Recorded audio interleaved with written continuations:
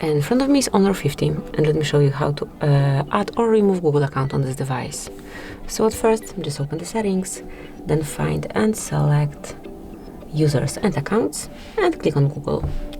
So this is our current Google accounts. To remove some of them, for example this one, just tap on remove again, and as you can see, it is no longer here. Then to add Google account, just tap on add account, select Google,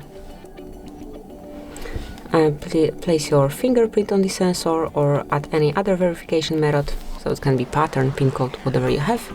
And now provide email or phone number, whatever is connected to this account. In my case it's email, and then tap on next. Now it is time to enter the password, so let me do it off the screen. And as only the password is entered, tap on next. Here you will be able to read Google Terms of Service, Google Play Terms of Service, also the privacy policy. And if you do agree with all of the above, just tap on I agree. And that's it. It has been already added, and now if you click here, you will find this account. Okay, so this is the one right here. And that will be all. This is it. Thank you for watching. Please subscribe our channel and leave the thumbs up.